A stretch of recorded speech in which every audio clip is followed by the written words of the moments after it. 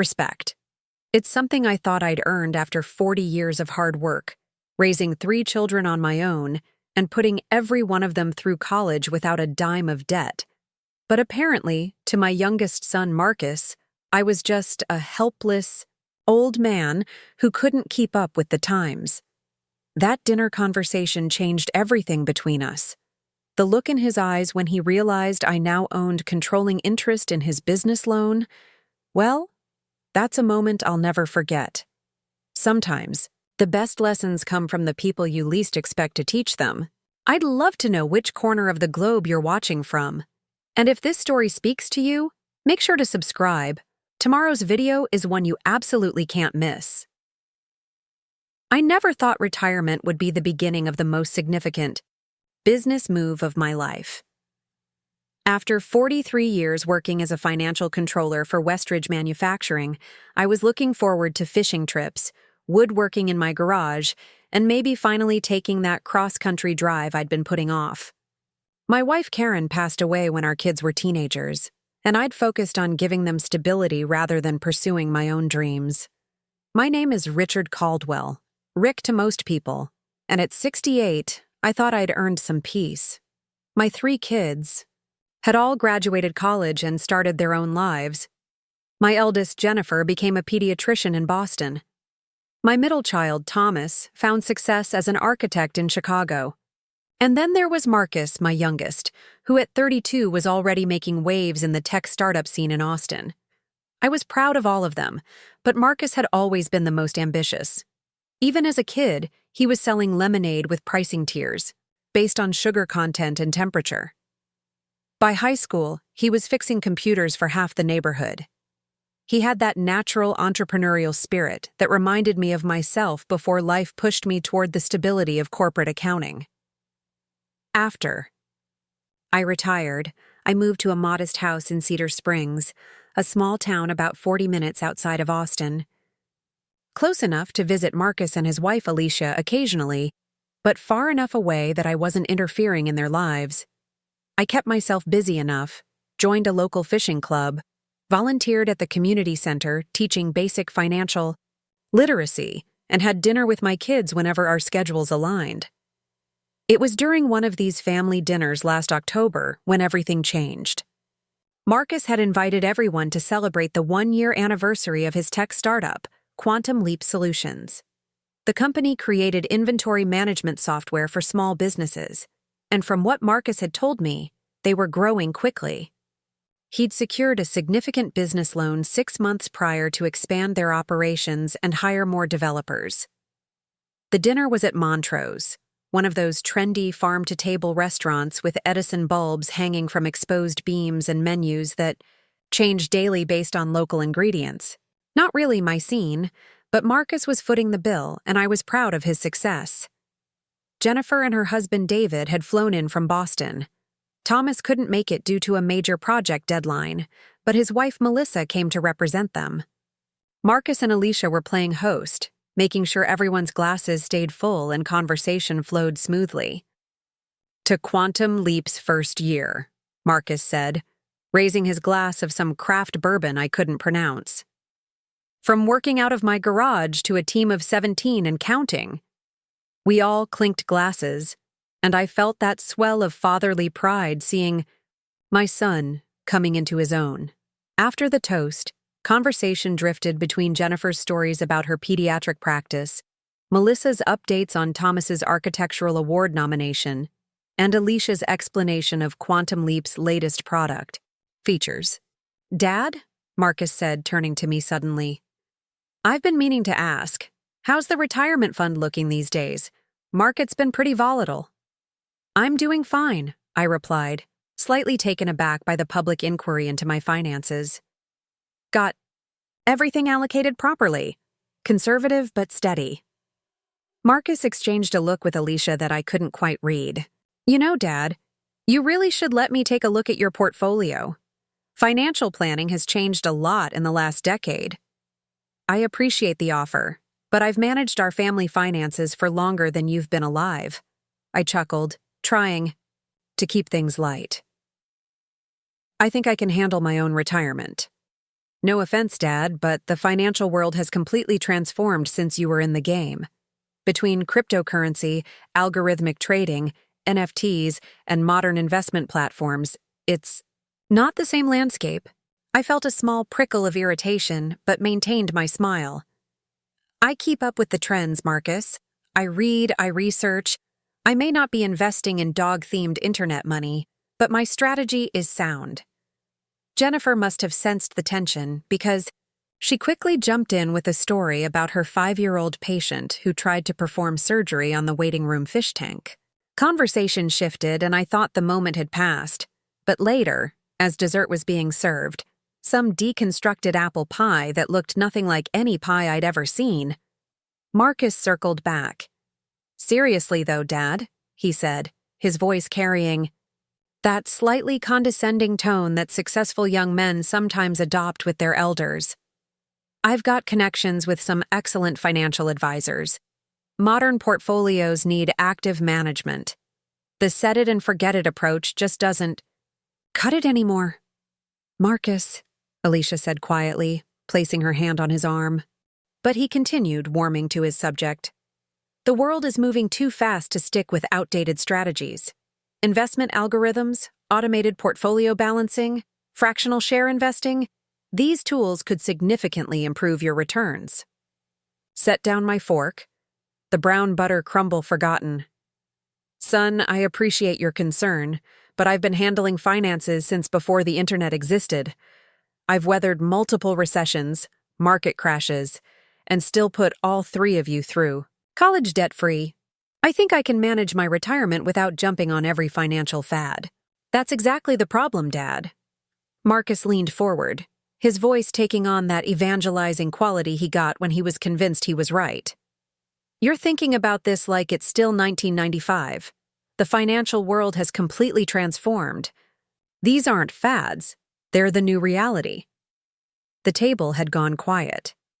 Jennifer was studying her plate intensely, while David and Melissa exchanged uncomfortable glances.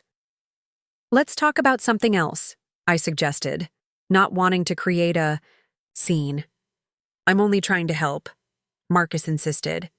"You're being stubborn about this. The returns you could be getting with modern strategies could make a real difference in your quality of life." "My quality of life is just fine. For now, maybe. But longevity is increasing, healthcare costs are skyrocketing, and inflation isn't slowing down. The traditional 4% withdrawal rule doesn't account for modern lifespans." I felt my patience wearing thin. "Marcus, I understand you're successful now, and I'm proud of what you've accomplished. But that doesn't mean I suddenly became helpless the day I retired."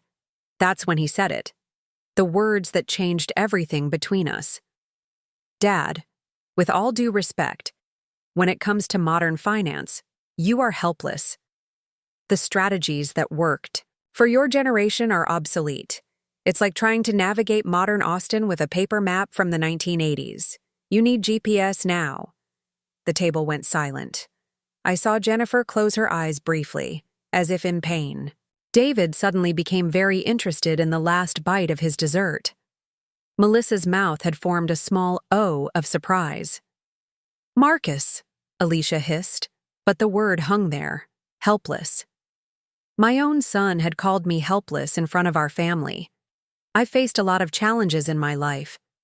I took over as both mother and father when Karen died of breast cancer. I worked 60-hour weeks to provide for my children while still making it to every soccer game and dance recital.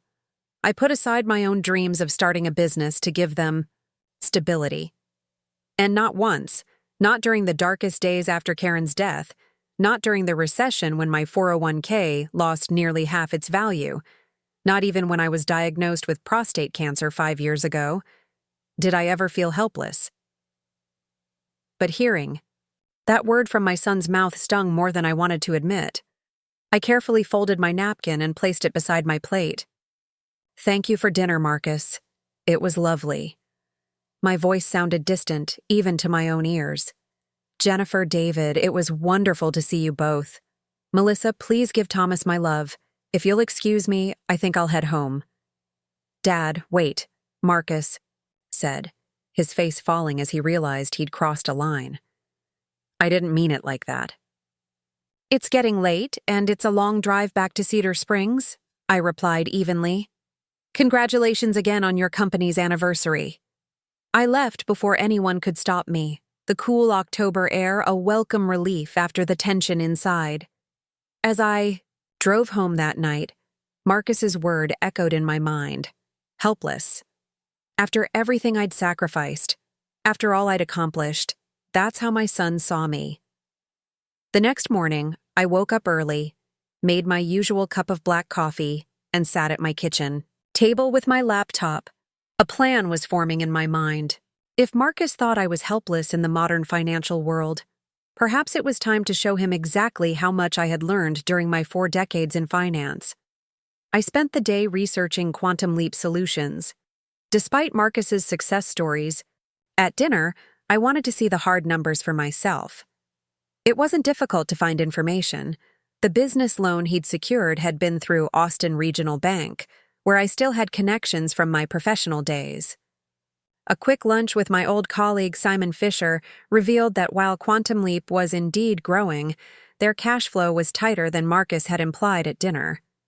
Between us, Rick, Simon said over sandwiches at our favorite deli, the loan terms weren't ideal. Marcus had to take what he could get as a new business without much collateral. The interest rate is pretty steep, and they included performance clauses that could trigger early repayment if certain benchmarks aren't met. Is the bank concerned? I asked, keeping my tone casual. Not yet.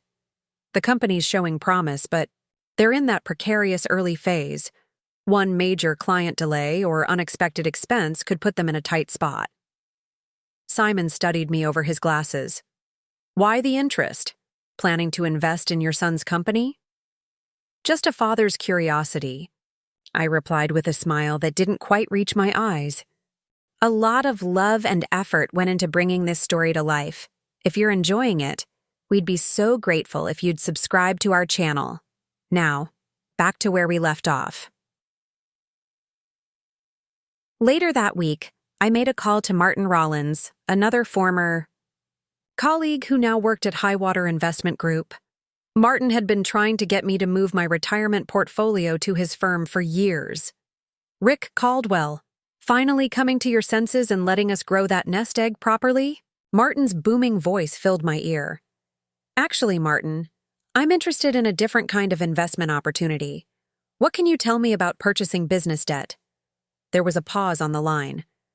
Well, that's not typically what retirees look for, Rick. Kind of high risk compared to your usual conservative approach. I'm aware. But I've been doing my research, and I think I've found a particular opportunity worth pursuing. 3 days and several meetings later, I had liquidated a portion of my retirement fund, not so much that it would jeopardize my future, but enough to make the next move possible. Martin had connected me with a debt acquisition specialist, and by the end of the week, I had successfully purchased 51% controlling interest in Quantum Leap Solutions business loan from Austin Regional Bank. The bank was happy to offload some of the risk, especially to someone with my financial background and personal connection to the business. I negotiated favorable terms that would protect my investment while giving me significant leverage over the company's financial decisions. No one knew about my move, not even Jennifer or Thomas. I wanted to handle this directly with Marcus. For 2 weeks, I said nothing. Marcus had called to apologize for the dinner incident, and I had accepted graciously, telling him all was forgiven. We even met for lunch the following week, where he enthusiastically told me about Quantum Leap's newest client, a regional retail chain that could potentially double their revenue. That's wonderful news, son, I said sincerely. Sounds like things are really taking off. They are, he nodded, excitement clear in his eyes. Though between us, Dad, the timing is crucial. We've had to redirect most of our development resources to meet this client's specific needs, which has delayed some of our other projects. If the implementation goes smoothly, we'll be in great shape. If there are hiccups... He trailed off, then shrugged. But that's business, right? High risk, high reward? I nodded, thinking about the loan terms I now controlled. Indeed it is. But I've always believed in your vision, Marcus. You're a smart businessman. He looked genuinely touched. That means a lot, Dad. And look, I'm sorry again about what I said at dinner. It was out of line. Water under the bridge, I assured him. The following Monday, I received a call from Simon. Quantum Leap's new client had unexpectedly pushed back their implementation timeline by 3 months due to internal restructuring. The delay would create a significant cash flow issue for Marcus's company, potentially triggering one of the performance clauses in the loan agreement. It was time to make my move. I called Marcus and suggested we meet for coffee at a quiet local spot near his office. When he arrived, he looked stressed, his usual confident demeanor replaced by tight shoulders and a furrowed brow. "Everything okay, son?" I asked as he sat down across from me. He sighed, running a hand through his hair. "Just business challenges, Dad. Nothing I can't handle." He attempted a smile that didn't reach his eyes. "What's up? You said you wanted to discuss something important." I took a sip of my coffee, gathering my thoughts. "I heard about the delay with your new client." His eyebrows shot up. "How did you— Austin is smaller than you think, especially in business circles. Word gets around." Marcus looked concerned. "It's a temporary setback. We're already working on solutions." "Solutions that will help you avoid triggering the early repayment clause in your loan agreement?" I asked calmly. He stared at me, coffee forgotten. "Dad, how do you know the specifics of my loan agreement?" I reached into my briefcase and pulled out a folder, placing it between us on the table. "Because I now own controlling interest in that loan, Marcus." His face went through a rapid succession of emotions: confusion, disbelief, and finally, a dawning realization. "You— What? That's not possible. The loan is with Austin Regional Bank." "It was," I corrected him. "Banks sell and trade debt all the time. I purchased 51% of your loan 2 weeks ago." Marcus's voice dropped to a whisper. "Why would you do that?" "Because apparently, I'm not as helpless in the modern financial world as you thought." Marcus stared at the folder between us, his coffee growing cold. The bustling cafe around us seemed to fade away as the implications of what I'd just revealed sank in. "This is some kind of joke, right?" His voice had a slight tremor. "You're trying to teach me a lesson?" I opened the folder and slid the documents toward him. "Take a look for yourself. Everything's legal and binding." His hands weren't entirely steady as he flipped through the papers. I watched his face as he processed the information. The purchase agreement, the transfer of debt ownership, the terms that now gave me controlling interest in his company's financial future. I'd had Martin draw up the paperwork in clear, straightforward language even a non-financial person could understand. "I don't—" Marcus began, then stopped, looking up at me with an expression I hadn't seen since he was a teenager who'd been caught sneaking out. "Why, Dad? Is this revenge for what I said at dinner?" "Not revenge," I corrected, keeping my voice level. "A lesson, perhaps. Or maybe just good business sense. Your company has potential, but your loan terms were frankly predatory. The bank was setting you up for failure." His brow furrowed. "That's not true. I had our lawyer review everything." "Your lawyer missed several critical details." I pointed to a specific clause on page 3.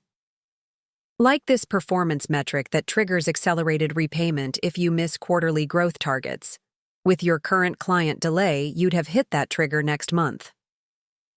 Marcus's eyes widened slightly as he reread the clause. I could see his brilliant mind working, recalculating projections and timelines. He started, then stopped again. For once, my confident, always has an answer son seemed at a loss for words. I leaned forward. "Let me be clear, Marcus. I didn't do this to hurt you or your business. Quite the opposite. I saw an opportunity to protect my son's future while making a sound investment. You could have just told me about the clause, warned me." A hint of anger crept into his voice. "Would you have listened?" I asked quietly. "Or would you have dismissed my concerns as the outdated worries of a helpless old man?" The word hung between us, and I saw him flinch slightly. "I didn't mean that," he said, his voice lower now. "It was a stupid thing to say. I was showing off." "I know." I nodded. "But it revealed something important, Marcus. You don't respect my experience or knowledge. You see me as a relic of an obsolete financial era, and that blind spot is dangerous, not just for our relationship, but for your business." He shook his head, running a hand through his hair. "So what happens now? You own my company's debt and I'm at your mercy? Is that the power play here?" "I own controlling interest in your loan," I clarified, "not your company, and what happens next depends entirely on what you want to happen." Marcus leaned back in his chair, studying me with new eyes. I could almost see him reassessing everything. He thought he knew about his father. "What are my options?" he finally asked, his business mind taking over. "We have several," I replied calmly. "First, nothing changes. I maintain ownership of the loan portion, but I modify the terms to remove the punitive clauses and extend the implementation deadline. Your business continues as planned, just with more reasonable financing." "And the second option?" "We could structure a conversion of debt to equity. I'd become a minority stakeholder in Quantum Leap, providing both capital and financial guidance." His eyebrows raised slightly. "You want to work with me?" "It's an option worth considering. I may be retired, but that doesn't mean my brain stopped working. 43 years of financial experience could be an asset to your growing company." "And the third option?" Marcus asked, his expression guarded. "You buy back the loan at market value plus a reasonable premium. I'd finance it on favorable terms, essentially becoming your lender directly without the bank as a middleman. You maintain complete independence, but with better terms than you had before." Marcus was quiet for a long moment, his fingers drumming lightly on the table. I could see calculations happening behind his eyes. "Can I think about it?" he finally asked. "Of course. This isn't a high-pressure sales tactic. It's a business negotiation between equals." I closed the folder and slid it toward him. "Take these copies. Review them with your lawyer. A different one this time, preferably." He nodded, slowly, tucking the folder into his messenger bag. "I still don't understand why you didn't just talk to me first." "Would a conversation have had the same impact?" I asked simply. Sometimes lessons need to be experienced to be truly learned. As we parted ways outside the cafe, I could tell Marcus was still processing everything. He gave me an awkward half hug. Before leaving, his mind clearly elsewhere. That evening, I received a text from Jennifer.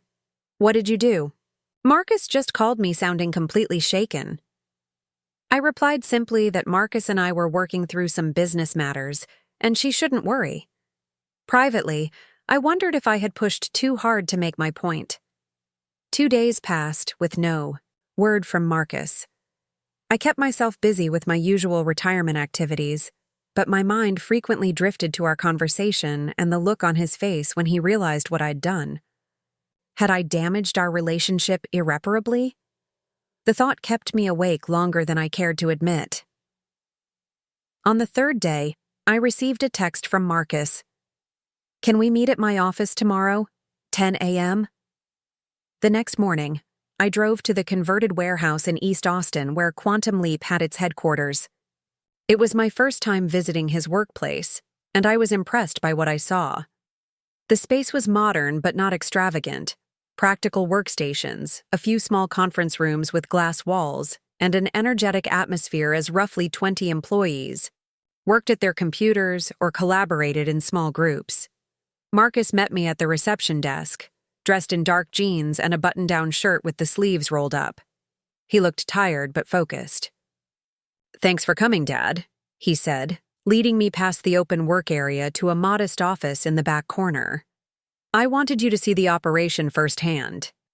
His office was simple but thoughtfully arranged. a standing desk with dual monitors, a small round table with 4 chairs, and a few framed photos, including one of our entire family from Jennifer's wedding last year. I noticed a worn paperback copy of The Intelligent Investor by Benjamin Graham on his bookshelf, the same book I had given him when he left for college. "Coffee?" he offered, gesturing to a small espresso machine in the corner. "Please." As he prepared 2 cups, I observed the wall behind his desk where he'd hung the company's mission statement, core values, and a large whiteboard covered with project timelines and milestones. This wasn't the office of someone playing at business. Marcus had built something real here. He handed me a cup and sat across from me at the small table. "I've spent the last 2 days reviewing everything with my new lawyer and financial advisor. You were right about the loan terms. They were much more restrictive than I realized." I nodded but said nothing, letting him continue. "I also had them look into your purchase of the loan. It was completely legal and, frankly, brilliant timing on your part." A reluctant smile tugged at the corner of his mouth. "Got it at quite a discount, too, from what I understand." "The bank was concerned about the risk with your client's delay," I explained. I knew the delay was temporary. Marcus nodded slowly. "I've been thinking a lot about what you said, about not respecting your experience." He took a sip of his coffee, gathering his thoughts.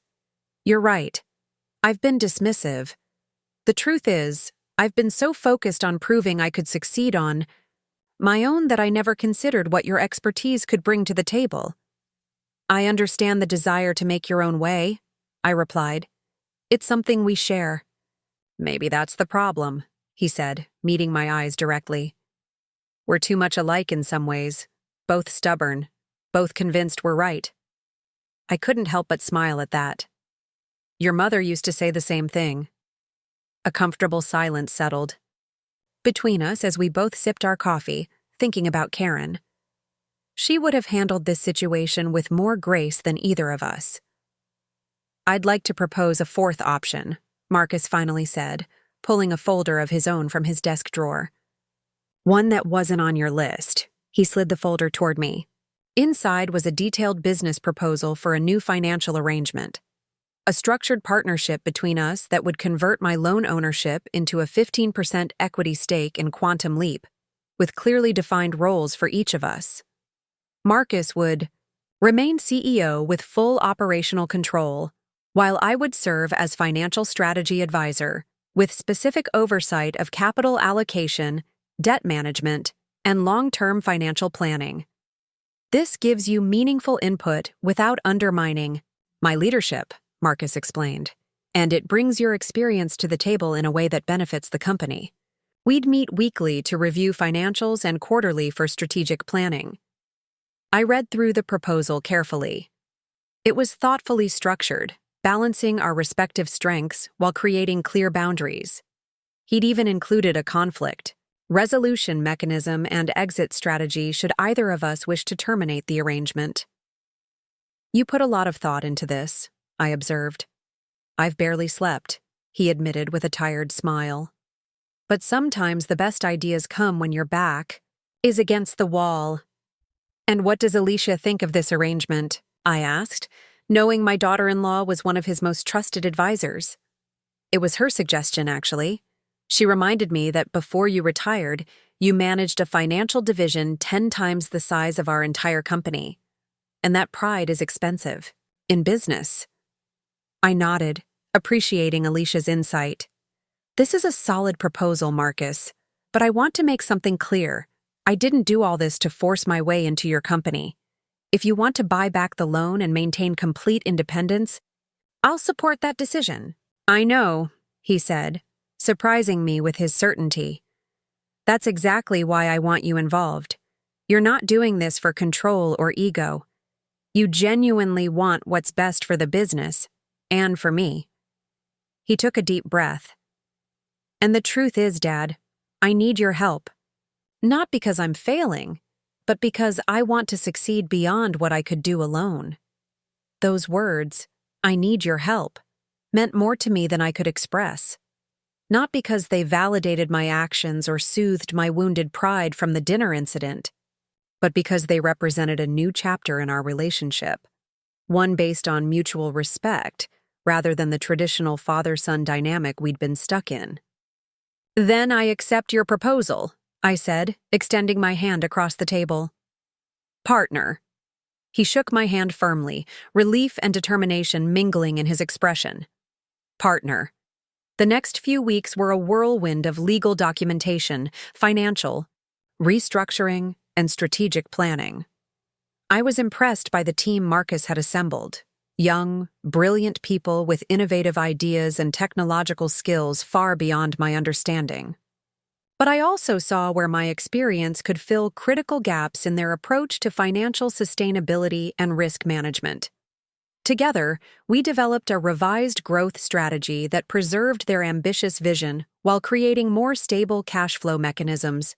I introduced Marcus to key contacts from my professional network, who could open doors to larger enterprise clients, while he taught me about the technological advancements that made Quantum Leap's software uniquely valuable in the market. We didn't always agree. Our weekly financial review meetings sometimes turned into spirited debates about investment priorities or revenue projections, but there was a new foundation of respect underlying even our most heated discussions. Marcus listened when I raised concerns about their aggressive hiring pace, and I deferred to his expertise when it came to product development timelines. 3 months into our partnership, the delayed client implementation was finally completed, 2 weeks ahead of the revised schedule, and Quantum Leap secured 2 additional major clients partly due to connections I had helped establish. That Friday evening, Marcus invited me to join the company's small celebration at a local brewery. I felt slightly out of place among the predominantly 20 and 30-something employees, but they welcomed me warmly, many expressing appreciation for the financial stability and connections I had brought to the company. "Your dad is a financial rock star," I overheard one of the developers telling Marcus. "That restructured credit facility he negotiated gave us breathing room to finish the Robertson project without cutting corners." Marcus caught my eye across the room and raised his glass slightly in acknowledgement.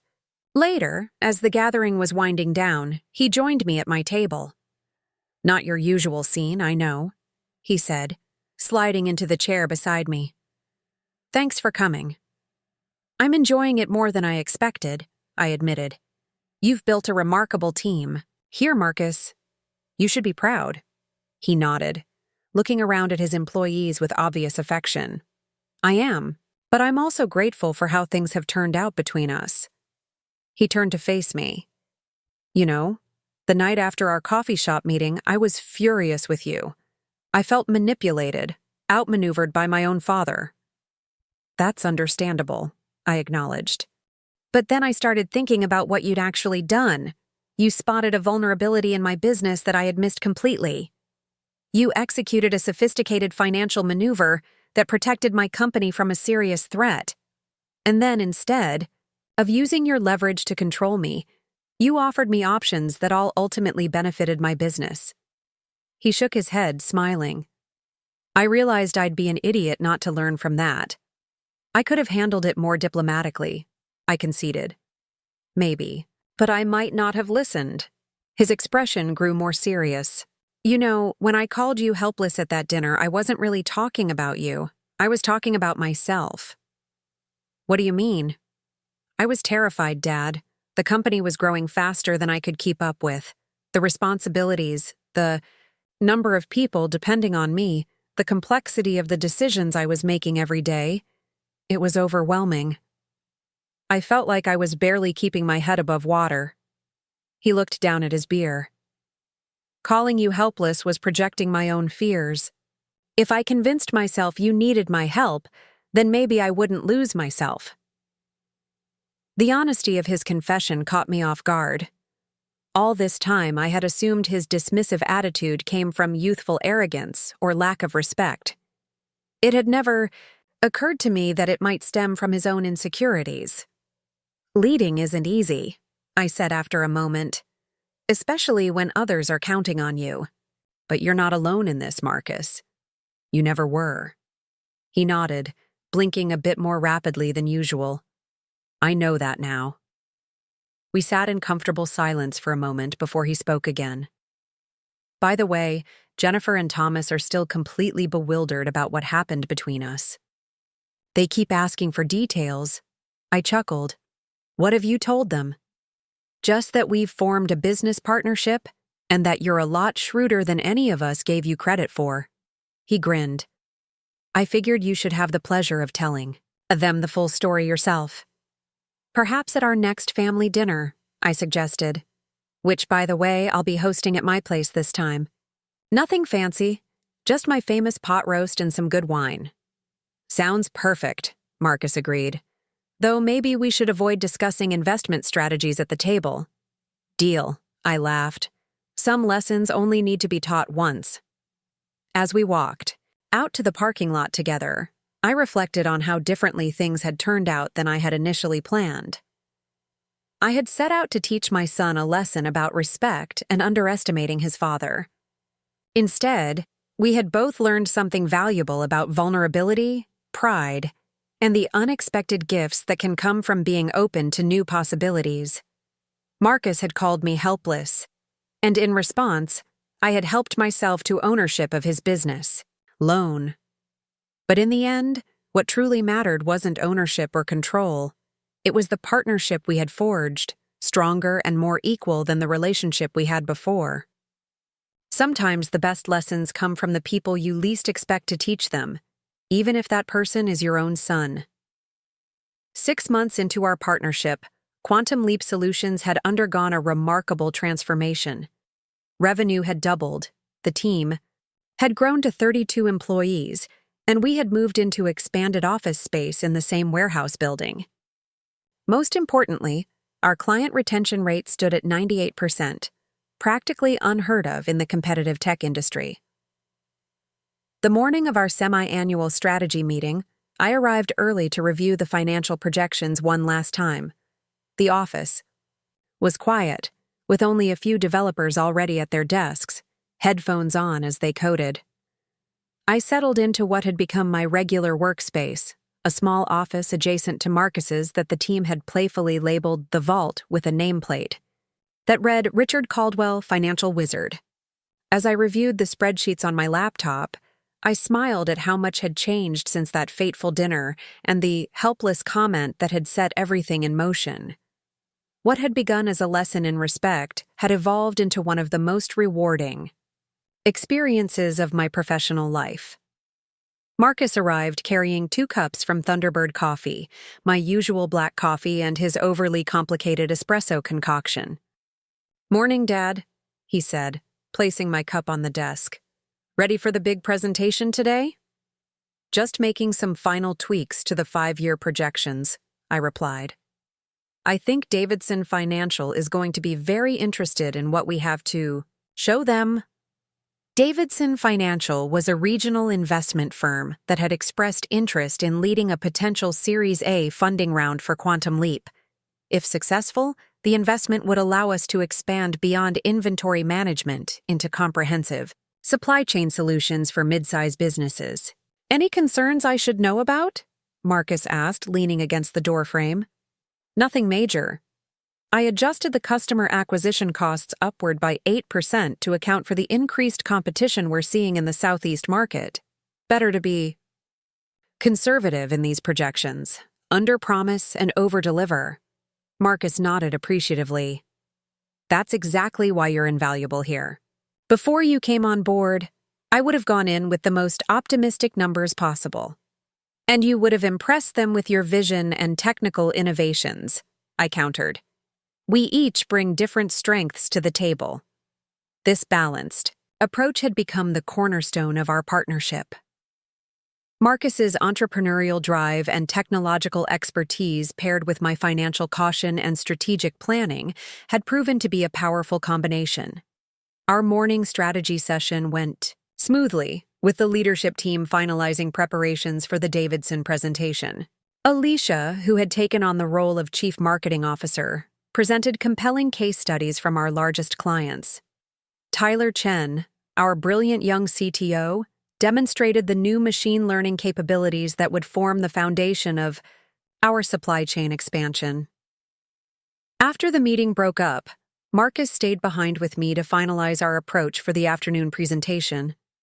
"You never told me how dinner went with Jennifer and Thomas last weekend," I mentioned as we packed up our materials. I had been out of town visiting an old colleague in Houston and had missed the sibling gathering. Marcus grinned. "They're still amazed by our partnership." Thomas said he half expected one of us to have murdered the other by now, given how stubborn we both are. I laughed. "Your brother always did have a flair for the dramatic." "Jennifer had some interesting news, though," Marcus continued, his expression turning more serious. "She's considering leaving her practice in Boston. David got offered a position at Baylor Medical Center, and she's been feeling burned out from the hospital politics up there." She mentioned she was unhappy, but I didn't realize they were considering such a big move, I said, surprised. "How would you feel about having your sister back in Texas?" "Honestly, I think it would be great. And," he hesitated, "I floated an idea to her that I wanted to run by you before taking it any further." "I'm listening." "You know how we've been talking about developing specialized versions of our software for different industries? Jennifer has so much experience with the inefficiencies in medical inventory and scheduling systems. I thought she might be interested in consulting with us on a healthcare-specific version of Quantum Leap. I considered the suggestion. It's an intriguing idea. The healthcare market is enormous, but also heavily regulated and notoriously resistant to new technology. Exactly why having someone who understands both the medical and business side would be so valuable, Marcus pointed out. It wouldn't be a full-time role at first, more of a paid advisory position while she decides what she wants to do next career-wise. And she was receptive? Very. She's actually excited about the possibility of doing something completely different while still using her medical expertise. I nodded slowly, thinking through the implications. It would certainly keep it in the family. The Caldwell business dynasty, I joked. That has a nice ring to it, Marcus smiled. Though, can you imagine Thanksgiving dinner conversations if we're all working together? Your mother would have loved it, I said softly. She always wanted the three of you to remain close, even as your lives took you in different directions. A comfortable silence fell between us as we both thought about Karen. Even after all these years, her presence still shaped our family in countless ways. Let's see how the Davidson meeting goes, I finally said. If the funding comes through, expanding into healthcare would be a logical next step. Jennifer's input would be invaluable. The meeting with Davidson Financial exceeded even our most optimistic expectations. Martin Cochran, their lead investment analyst, was particularly impressed by the balance we had struck between innovation and financial discipline. Most tech startups we see are either too focused on moonshot technology with no clear path to profitability, or too conservative to disrupt their target markets, Martin explained as we wrapped up our presentation. Quantum Leap seems to have found the sweet spot, practical innovation with solid financial fundamentals. That's the advantage of having perspectives from different generations, Marcus replied, giving me a respectful nod. My father has been instrumental in shaping our financial strategy. Unusual to see a father-son team in this space, Martin noted. Usually it's college roommates or former colleagues from Google. We're not your typical startup, I said with a smile. We believe the combination of experience and innovation gives us a unique edge. As we walked the Davidson team out, Martin pulled me aside briefly. Off the record, Rick, I'm very impressed with what you've built here. Our investment committee is going to love this opportunity. Expect to hear from us within the week. After they left, the office erupted in subdued celebration.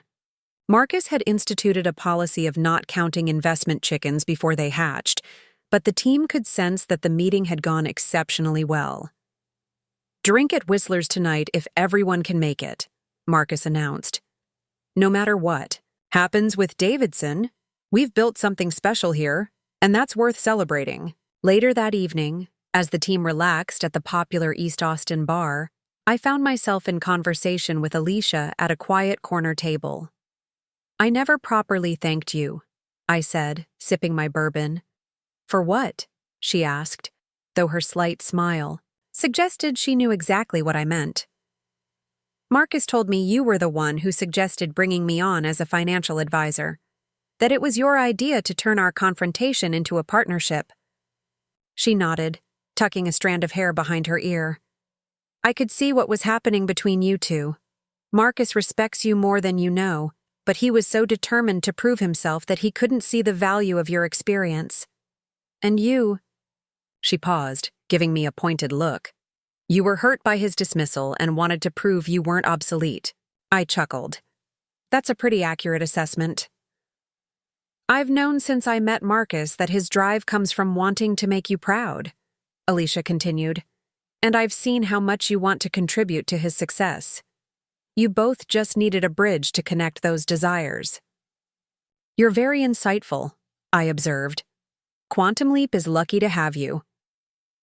"I'm lucky to have found a family where people actually work through their issues instead of just burying them," she replied with a hint of sadness that suggested her own family experience had been different.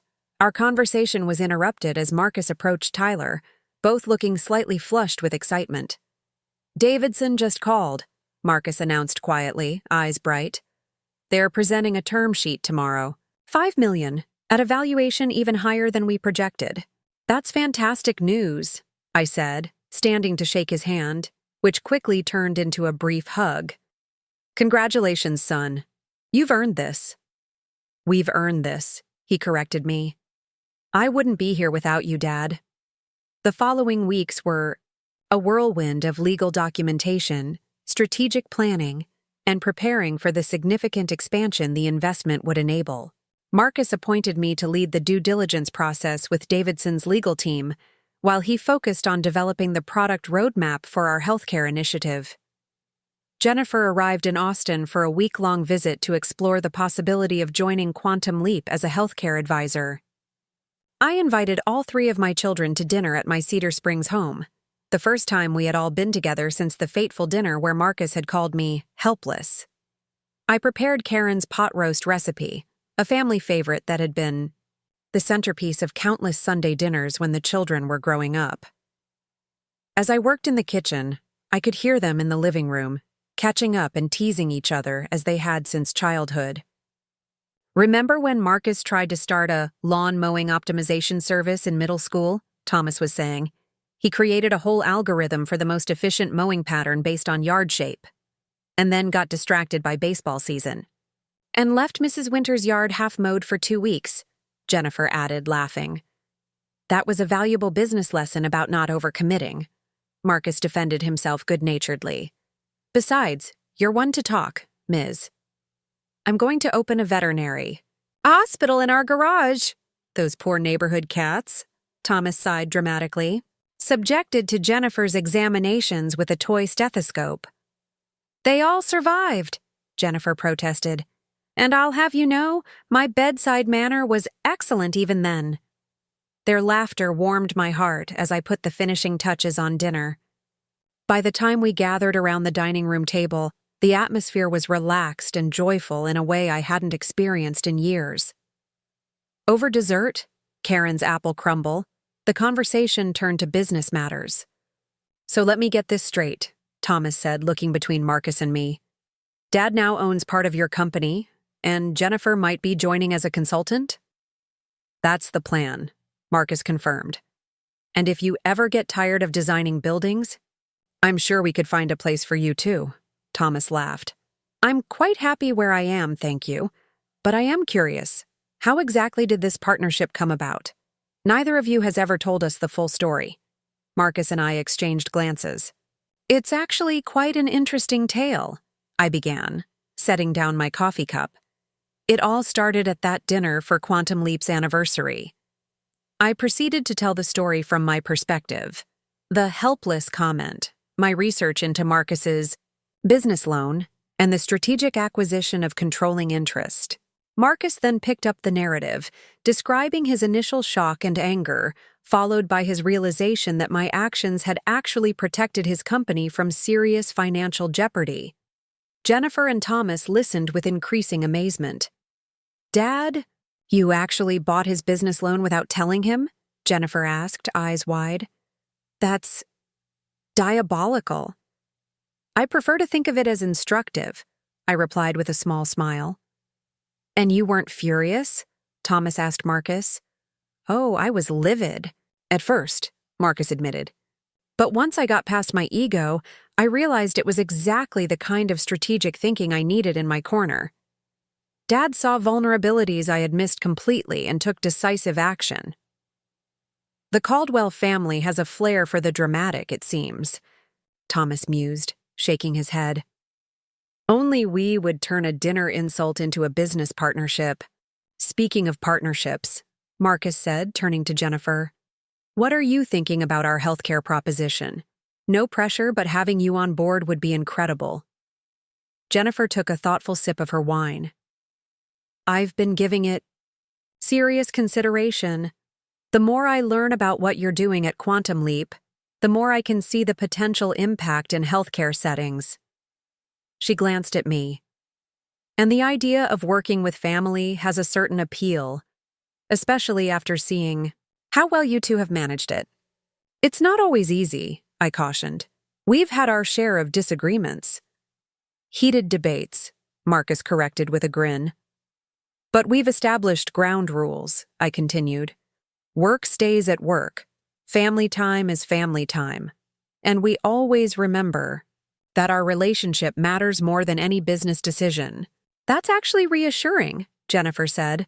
"I wouldn't want to risk our family dynamic for a business opportunity." "So does that mean you're considering it?" Marcus asked hopefully. Jennifer smiled. "More than considering. David's Baylor offer is looking very promising, and I've already spoken with a colleague in Austin about potential part-time clinical work to keep my skills sharp. I think adding Quantum Leap Consulting to that mix would give me the perfect balance." Marcus beamed. "That's fantastic news." "The Caldwell family business begins," Thomas said with mock solemnity, raising his glass. "God help the business world," we all laughed and clinked glasses. Later, as the evening wound down and Jennifer and Thomas prepared to leave, Marcus lingered behind to help me clean up. "That went well," he said as he dried the dishes I handed him from the sink, a routine we had established during his teenage years when it was often the only time we had one-on-one conversations. "It did," I agreed. "It's good to have everyone together again." "Do you think Mom would be proud of what we've built?" he asked suddenly, a rare moment of vulnerability from my normally confident son. I set down the pot I was washing and turned to face him fully. Without a doubt. Not just the business success, but how we've come together as a family. That's what would matter most to her. Marcus nodded, his eyes a little brighter than usual. "You know, when I called you helpless at that dinner, it was the stupidest thing I've ever said. You've never been helpless a day in your life." "We all say things we don't mean sometimes," I replied. "What matters is what we learn from those moments."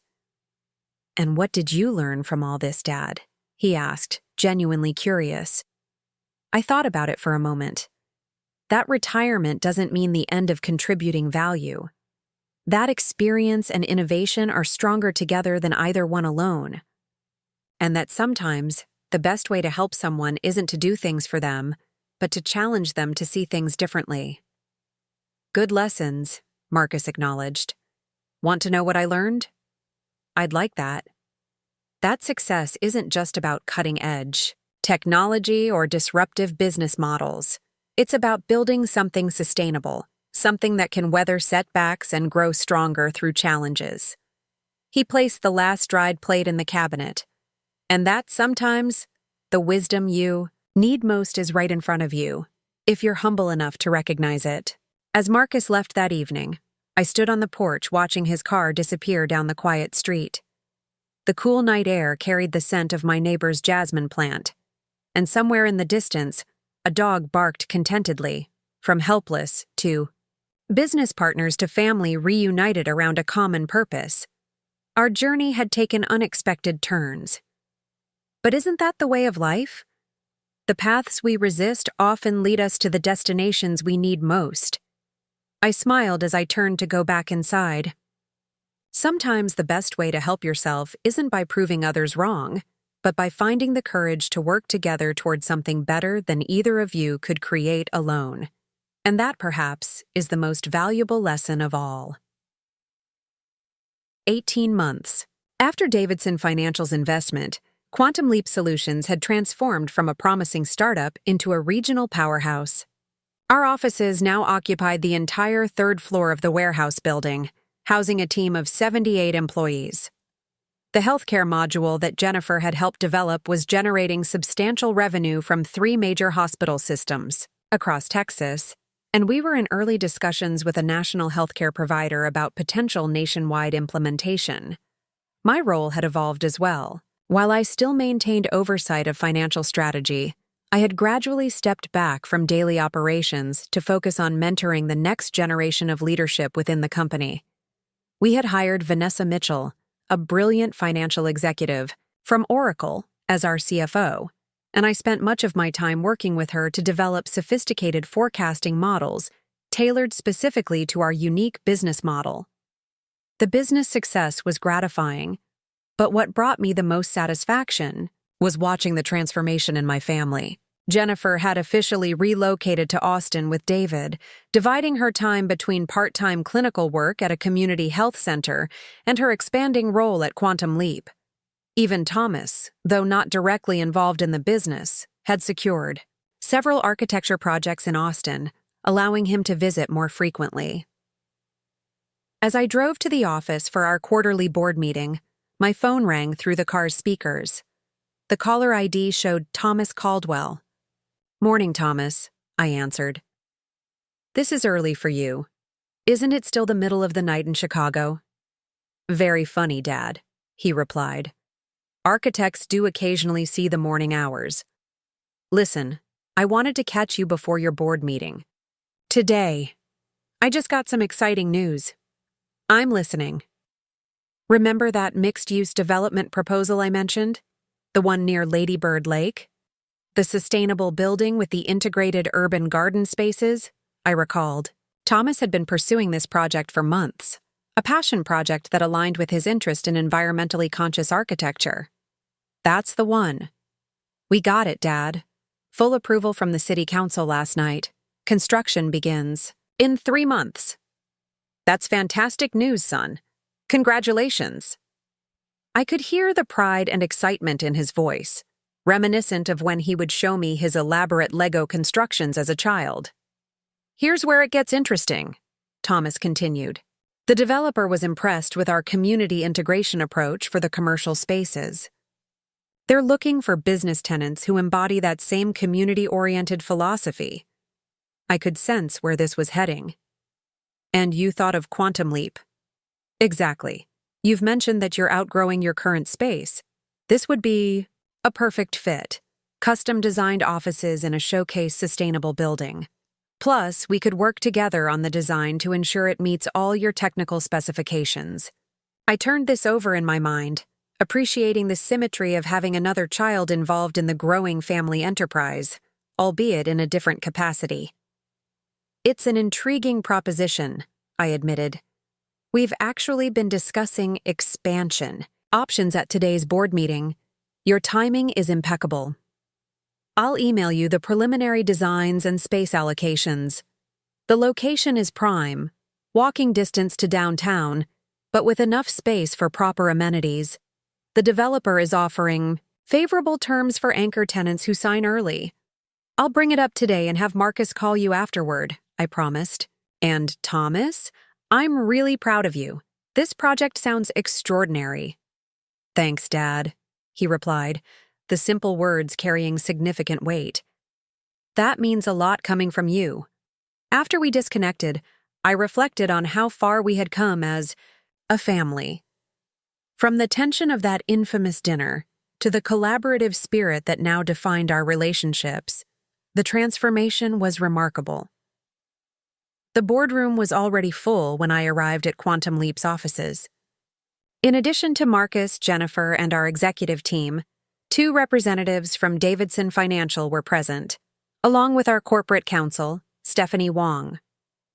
The quarterly board meetings had become more formal since the investment, but Marcus had maintained the company's collaborative culture even in these settings.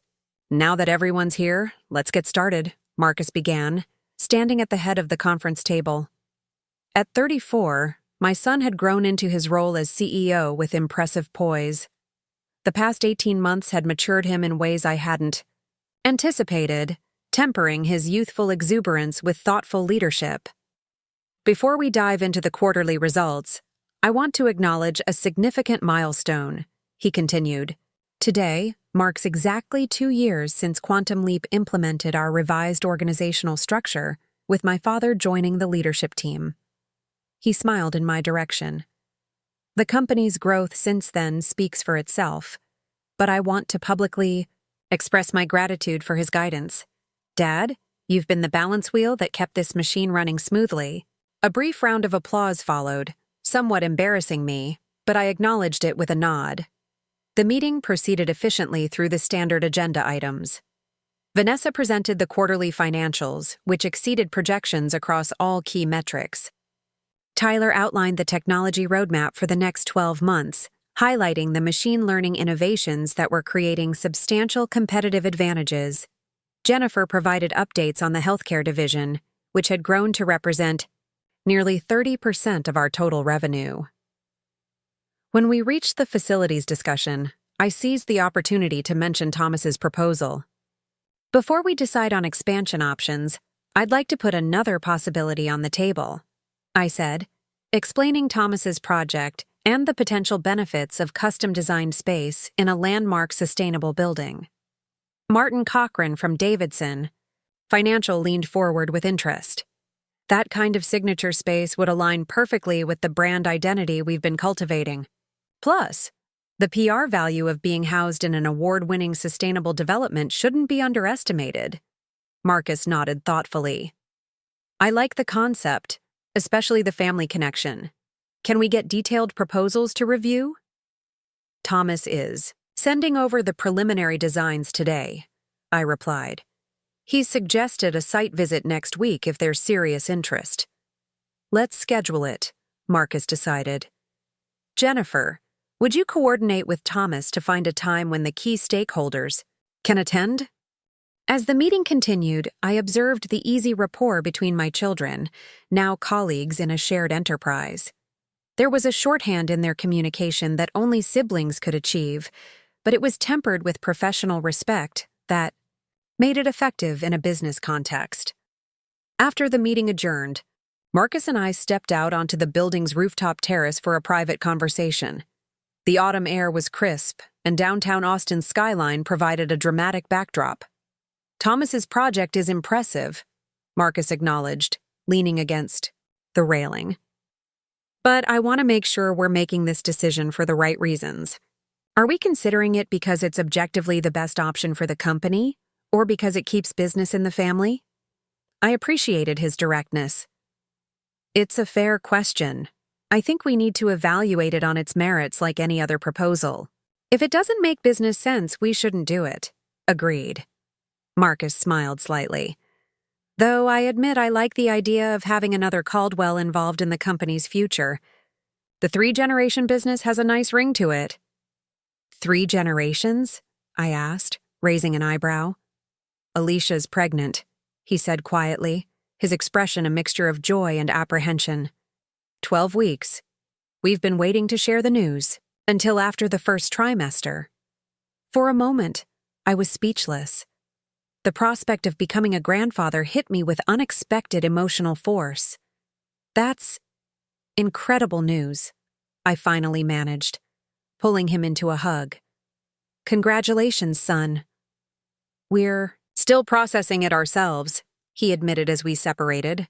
"Everything changes now." "In the best possible way," I assured him. "Though I can't believe I'm old enough to be a grandfather." "Better get used to the idea," he grinned. We're thinking of naming him Richard if it's a boy. Rich for short, to avoid confusion. I felt a lump form in my throat. Your mother would be over the moon about this. I've been thinking about her a lot lately, Marcus said softly. How she'd feel about everything we've built together. The business, the family, coming back together. She always believed in you, Marcus. All of you. Even when you couldn't see it yourselves. We stood in comfortable silence for a moment, each lost in our own thoughts. I have another piece of news, Marcus finally said. I've been approached about writing a book. A book? About what? About Quantum Leap's journey, the technology, the business model, but primarily the unusual father-son partnership that made it possible. The publisher thinks there's a compelling narrative in how we turned conflict into collaboration. I considered this. Interesting. How do you feel about sharing our story that way? Initially hesitant, he admitted. Some of it doesn't paint me in the most flattering light, the arrogant son who underestimated his father's value. We both made mistakes, I pointed out. My approach wasn't exactly subtle. True, he laughed. Buying someone's business loan without telling them isn't exactly a conventional management technique. Effective, though, I countered with a smile. Undeniably. His expression grew more serious. The thing is, I think our story might actually help other family businesses. So many of them fail because of intergenerational conflicts or poor succession planning. We found a different path, one that leveraged both our strengths instead of forcing one perspective to dominate. That's a worthy goal, I acknowledged, though I'm not sure how comfortable I'd be in the spotlight. You wouldn't have to be. I'd do the promotional aspects. The publisher just wants your input on the manuscript to ensure both perspectives are represented accurately. I nodded slowly. Let me think about it. I'm not opposed to the idea if it could genuinely help others. No. Rush, Marcus assured me. The project is still in the early discussion phase. As we made our way back inside, Marcus was pulled into a conversation with Vanessa about an urgent client matter. I continued to my office, mind still processing the morning's revelations. A grandchild on the way. A potential book about our journey. Thomas's architectural project possibly housing our growing company. Life had taken unexpected turns indeed. Later that afternoon, Jennifer stopped by my office, closing the door behind her. So, Grandpa, she said with a teasing smile. Marcus told me he shared the big news. I'm still getting used to the idea, I admitted. Though I suppose I should have seen it coming. They've been married for 5 years now. They wanted to wait. Until the company was stable, Jennifer explained, taking a seat across from me. Marcus didn't want to start a family while working 100-hour weeks. Wise decision, I agreed, thinking of my own experience balancing career and family. How are you feeling about becoming an aunt? Excited, she said immediately. Though, it makes me think about my own life choices. David and I have been so focused on our careers. There's no timeline you have to follow, I reminded her. Your mother and I had you 3 when it felt right for us, not because we were checking boxes on some prescribed life schedule. Jennifer nodded thoughtfully. I know. It's just, seeing Marcus embarking on this new chapter makes me reconsider my priorities. That's natural. Life's major transitions often prompt that kind of reflection. Speaking of transitions, she said, shifting gears, I've been offered a leadership position with the healthcare division, full-time, with equity compensation. Marcus wants me to build out a dedicated team focused exclusively on healthcare applications. That's a significant opportunity, I observed. How do you feel about stepping away from clinical practice entirely? Conflicted, she admitted.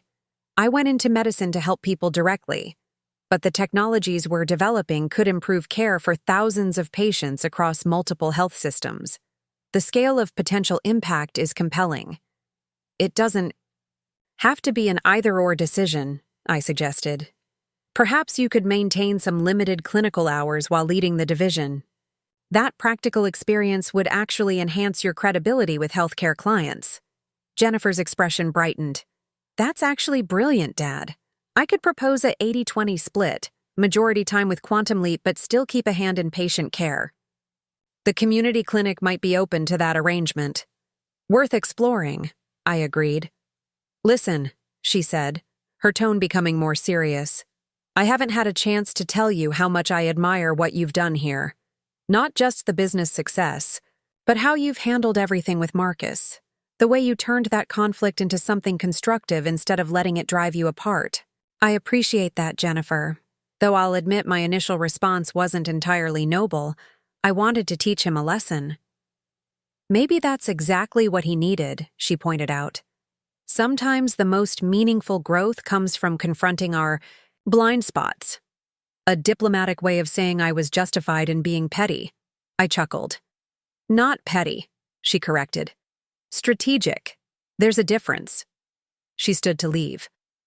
By the way, Thomas called me about the site visit next week.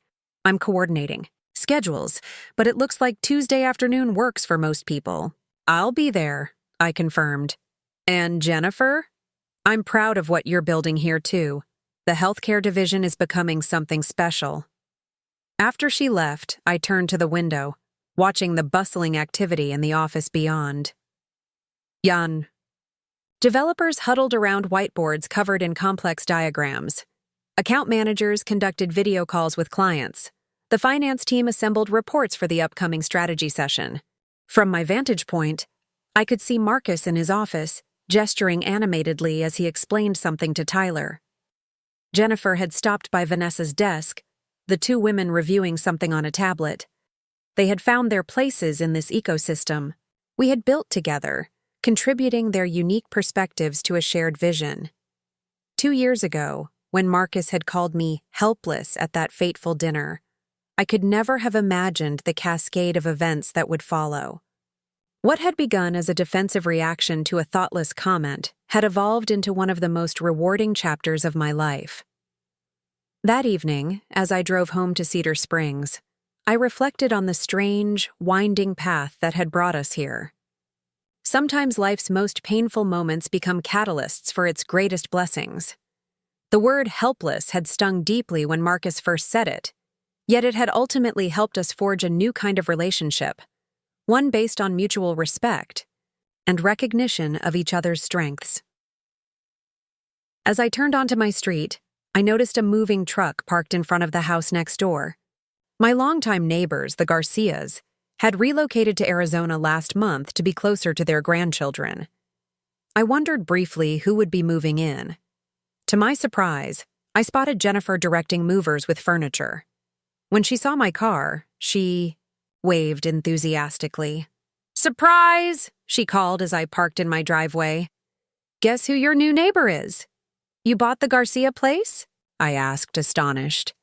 "When did this happen?" "We closed last week," she explained, coming over to greet me. "David and I wanted to be closer to family, especially with the baby coming. When I saw this house go on the market, it seemed perfect. Close enough for family dinners, but we each have our own space." "This is unexpected," I admitted, touched by the gesture. "Good unexpected, I hope?" "The best kind," I assured her. "Your mother would have loved having you next door." "That's what I thought too," Jennifer said softly. "I remember how close she was with her parents. Family meant everything to her." "It still does," I replied, looking at my daughter, now my neighbor, colleague, and friend. "It just looks different than we expected. From one harsh word at a family dinner to a thriving business partnership. From scattered lives across the country to a family reunited in purpose and proximity. From being called helpless to helping create something that would outlast me. Life rarely follows the path we envision, but sometimes, if we're fortunate, it leads us to destinations far better than we could have planned. The journey continues to unfold in unexpected ways, and I find myself grateful for each new twist in the story, even the painful ones that ultimately led us here. After all, It was in the moment I felt most disrespected that I found the catalyst for my greatest contribution. Sometimes the best response to being called helpless is not to prove your power, but to demonstrate your wisdom and to help others discover their own potential in the process. 5 years later, the Caldwell family gathered in the rooftop garden of Quantum Leap Solutions headquarters. The building, Thomas's sustainable mixed-use development, had won 3 architectural awards and become a landmark in Austin's skyline. The company now occupied the top 4 floors, with the crown jewel being this expansive rooftop space where gardens, solar panels, and comfortable seating areas coexisted harmoniously. The occasion was twofold, celebrating Quantum Leap's 7th anniversary and my 73rd birthday. The timing was coincidental but fitting, a reminder of how intertwined our personal and professional lives had become. "Grandpa, watch this." 4-year-old Rich came running across the garden, his cousin Elena, Thomas's 2-year-old daughter, toddling behind him. Rich held up a small drone, his latest obsession. "I programmed it myself." "Did you now?" I asked, genuinely impressed. Marcus had been teaching him basic coding concepts using a simplified visual programming language designed for children. Rich nodded enthusiastically. "Dad helped a little, but I did most of it." "I'm not surprised. You're a smart boy just like your father." I watched as he carefully set the drone on the ground, then operated the tablet controller with surprising dexterity for his age. The drone rose smoothly about 3 feet in the air, hovered for 10 seconds, then performed a small circle before landing gently. "Amazing," I applauded as Rich beamed with pride. Elena clapped her tiny hands in delight, then demanded, "My turn." "She's too little," Rich protested, suddenly the protective older cousin. "You can help her," I suggested. "Show her how it works, but you be in charge." This compromise satisfied him, and he proceeded to demonstrate the controls to Elena with exaggerated patience. I watched them with a full heart, marveling at how these 2 small humans embodied the future of our family. "He's got your engineering mind," Marcus said, joining me with 2 glasses of champagne. "And your stubborn determination." "Poor kid," I joked, accepting the glass. "Saddled with the Caldwell tenacity from both sides. It's serving him well, so—" "Far," Marcus observed fondly. "His preschool teacher says she's never seen a 4-year-old so persistent in solving problems." We watched the children play for a moment, enjoying the comfortable silence that comes from years of mutual respect and understanding. "Hard to believe it's been 5 years since we moved into this building," Marcus remarked. "Thomas really outdid himself with the design." "He did," I agreed, looking around at the thriving garden. Though I think Jennifer's wellness integration concepts were what really made it special. The mention of Jennifer turned our attention to where she stood near the edge of the roof, deep in conversation with Dr. Lawrence Chen, the Chief Medical Officer of National Healthcare Systems. Her healthcare division had grown exponentially, eventually spinning off as Quantum Care, a separate but affiliated company focused exclusively on healthcare technology solutions. Under her leadership, what had begun as a specialized module of our inventory software had evolved into a comprehensive suite of healthcare management tools used in hospitals across 28 states. "Looks like the national healthcare negotiations are progressing," Marcus observed. "Jennifer's been pursuing that contract for nearly a year." "If anyone can close it, she can," I said confidently. "She has both medical credibility and technical understanding. That combination is rare." Marcus nodded in agreement. The Caldwell family specialty, bridging seemingly separate worlds. It was an apt description of what had become our collective strength. Marcus bridged technology and business strategy. Jennifer bridged medicine and software. Thomas bridged architecture and sustainability. And I had found my own unique position bridging generational perspectives in finance and organizational development. The book Marcus had written about our journey, Disrupting succession, the new model for family business, had become required. Reading in several MBA programs. Its central premise, that intergenerational businesses thrive when they embrace the tensions between tradition and innovation, rather than forcing one to dominate the other, had struck a chord with family enterprises. Worldwide. "Dad, Marcus, come get in this picture," Thomas called from across the garden, where a photographer was arranging a group shot of the executive team. The company had grown to over 300 employees, with offices in Austin, Chicago, and Boston, but the core leadership remained remarkably stable, a testament to the culture we had built together. As Marcus and I joined the group, I found myself standing between my 3 children, a visual representation of my bridge role in our family enterprise. The photographer captured several shots, then suggested one with just the Caldwell family members. "Rich, Elena, come join us," Jennifer called to the children, who abandoned their drone project and came running. Rich positioned himself importantly between Marcus and me, while Elena was scooped up by Thomas. The 3 generations of Caldwell. Innovation, the photographer remarked as she adjusted her lens. After the photos, Marcus clinked his glass to gather everyone's attention for the official remarks. As CEO, he had developed into a compelling public speaker, combining his natural charisma with hard-earned wisdom. 7 years ago, Quantum Leap was just 3 people working out of my garage with a vision to transform inventory management for small businesses, he began. Today, we're a family of companies serving clients across multiple industries throughout North America, with plans to expand internationally next year. Applause rippled through the gathering. This growth didn't happen by accident, Marcus continued. It happened because we embraced a fundamental truth, that the best solutions emerge when different perspectives challenge and strengthen each other. His gaze found mine briefly before continuing. We've been fortunate to have those different perspectives within our own family. My father, Richard Caldwell, whose financial acumen and strategic vision gave us a foundation of stability. My sister, Jennifer, whose medical expertise opened entirely new markets for our technology. My brother Thomas, who literally built the house we now call home. More applause, with several employees turning to smile at me. But the growth of our company reflects something deeper than business strategy or market opportunity. It reflects a philosophy about how generations can work together, not with one supplanting the other, but with each contributing their unique strengths to create something greater than any could build alone. I felt a surge of pride listening. To my son, speak with such clarity and insight.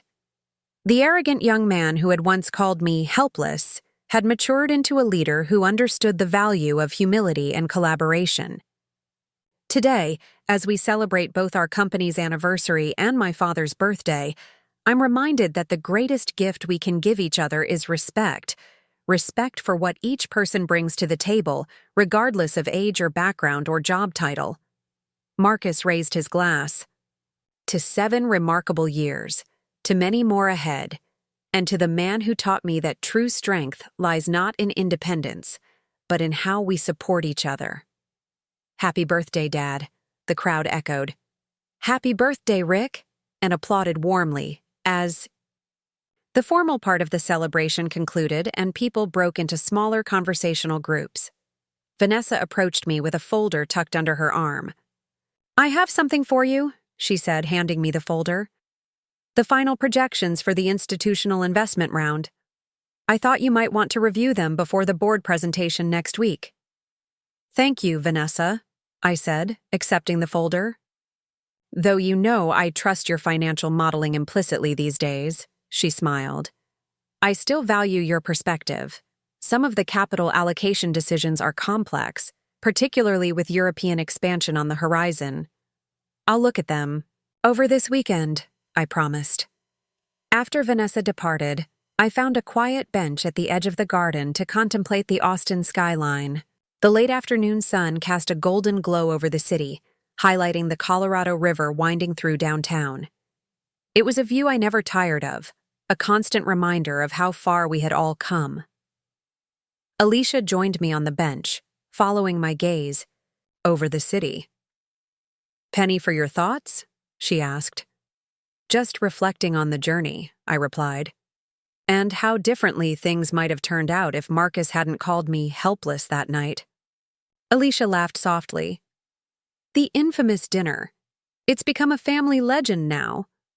"For good reason," I acknowledged.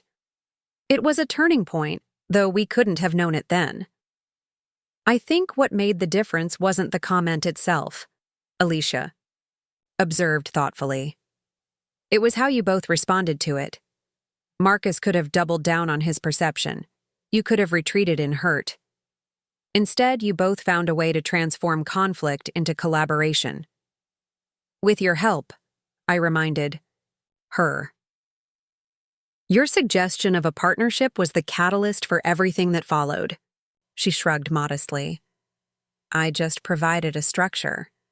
The two of you did the hard work of making it succeed." We sat in comfortable silence for a moment before she spoke again. "Did Marcus tell you about the foundation?" "Foundation?" I questioned, turning toward her with curiosity. "He wanted it to be a surprise for your birthday," Alicia explained, looking slightly guilty. "But I think you should have time to process it before he makes the announcement." "What kind of foundation?" "The Caldwell Family Foundation for Intergenerational Enterprise," she said. "Initial funding of $10 million, with a mission to support family businesses through generational transitions." I was momentarily speechless, the magnitude of the gesture sinking in. "The foundation will provide grants, mentorship, and educational resources," Alicia continued. "The goal is to help other families find collaborative models like we did, rather than forcing the older generation out or stifling the innovation of the younger." "That's extraordinary," I finally managed. "It was important to Marcus that it carry the Caldwell name, not just Quantum Leap," she added. "He wants it to reflect our family values, not just corporate social responsibility." Before I could respond further, Rich came running up, his face flushed with excitement. "Grandpa! Mom, come quick! Aunt Jennifer is making her big announcement." We followed him back to the central garden area, where Jennifer stood with Dr. Chen and several other executives. She waited until we joined the gathering before speaking. "I'm thrilled to announce that Quantum Care and National Healthcare Systems have finalized our partnership agreement," she announced, her professional demeanor barely containing her excitement. "Their board approved the terms this morning." Beginning. Next quarter, our patient management platform will be implemented across all 342 of their facilities nationwide. A cheer went up from the assembled employees. This was the largest contract in the company's history, a transformative opportunity that would establish quantum care as the industry standard. "This partnership represents more than just a business agreement," Jennifer continued. "It's a commitment to improving healthcare delivery for millions of patients through technology that puts human needs at the center. I'm especially proud that 5% of the contract value will be dedicated to implementing our systems in underserved rural hospitals at no cost to those facilities." This unexpected announcement drew another round of applause. I caught Marcus's eye across the crowd, and he nodded with clear approval. The social impact component had clearly been Jennifer's initiative, reflecting the values our mother had instilled in all of her children. As the celebration continued into the evening, I found myself standing with Thomas near one of the garden's water features, a small stream that circulated through a series of planted terraces before cascading into a collection pool. "Your design has aged beautifully," I commented, gesturing to the building around us. "The integration of natural elements with the work environment makes such a difference." "That was the goal," Thomas nodded. "Buildings should serve the people who use them, not the other way around." He hesitated before adding, "I've been offered a teaching position at UT's School of Architecture." "That's a prestigious opportunity," I noted. "Are you considering it?" "One day a week focusing on sustainable commercial design," he explained. "I'd maintain my firm, but share what we've learned with the next generation of architects." You'd be an excellent teacher, I said sincerely. You have a gift for explaining complex concepts in accessible ways. I learned that from you, Thomas replied. All those Saturday mornings you spent teaching us about compound interest and investment strategies. You made financial literacy a family value before it was trendy. I smiled at the memory of those weekend lessons at the kitchen table. My attempt to ensure my children understood money management after Karen's death left me solely responsible for their financial education. Will you accept the position? I asked. I think so, he nodded. Elena will be starting preschool in the fall, which frees up some time, and there's something appealing about contributing to the profession beyond my own projects. Our conversation was interrupted as Marcus approached with a small wrapped package. Sorry to intrude, he said, but I wanted to give Dad his gift while there's a quiet moment. Thomas excused himself tactfully, leaving Marcus and me alone by the water feature. You've already given more than enough with this celebration, I protested mildly. This is different, Marcus insisted, handing me the small box.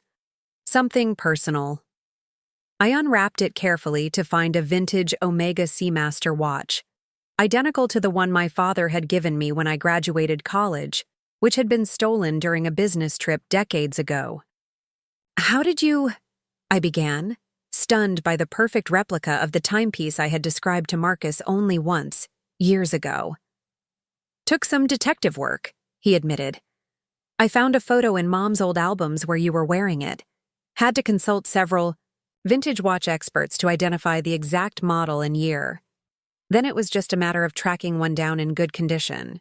I turned the watch over in my hands, noticing the custom engraving on the back. Time gives perspective. Love, Marcus.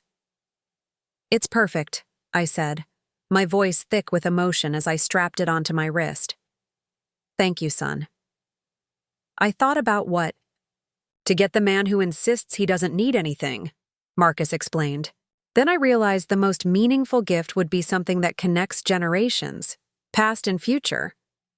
Your mother would be so proud of the man you've become, I told him, words I didn't say often enough. Of all of us, Marcus corrected gently. The family we've built, the way we've supported each other, that was always her priority. As the celebration wound down and guests began to depart, I found myself back at the edge of the roof garden, watching the city lights come alive in the gathering dusk. So much had changed in the years since that pivotal dinner. What had begun as a moment of conflict had catalyzed a transformation none of us could have predicted. Jennifer approached, handing me a glass of scotch, my preferred evening drink. Penny for your thoughts? She asked, echoing Alicia's earlier question. Just gratitude, I replied honestly. For how things turned out. For all of you. We're the grateful ones, Dad, she said softly. You could have taken a very different path after that dinner. Withdrawn, held a grudge, let the relationship with Marcus deteriorate. Instead, you chose engagement. Difficult, complex engagement that ultimately brought us all closer. It wasn't entirely altruistic, I admitted with a small smile. I did want to teach him a lesson. And did he learn it? Jennifer asked, eyes twinkling. I considered this question, watching Marcus across the garden. He was kneeling at Rich's level, patiently explaining something about the stars just beginning to appear above them. Father and son, connected by mutual curiosity and respect. I think we all did, I replied. That no one is truly helpless when they're part of something larger than themselves. That wisdom doesn't belong exclusively to the young or the old. That family, at its best, is the ultimate collaborative enterprise. Jennifer smiled, linking her arm through mine as we looked out over the city our family had helped shape, in ways both visible and invisible. Not bad for a supposedly helpless old man, she teased gently. Not bad at all, I agreed, feeling the comfortable weight of my father's watch on my wrist, a tangible link between past and future, between what was lost and what had been found. The word that had once wounded me had ultimately become the catalyst for my greatest legacy, not just a successful business, but a family united in purpose and mutual respect. Marcus had called me helpless, and in response, I had helped myself to ownership of his business loan. But in the end, we had all helped each other become something more than we could have been alone. And that, I reflected as I stood surrounded by 3 generations of my family, was the most valuable investment of all. Looking for more? We've got 2 amazing stories ready for you right on screen. If this one touched you, these are absolutely worth your time. Click to watch them now. And hey, subscribe and hit that bell to never miss our latest uploads.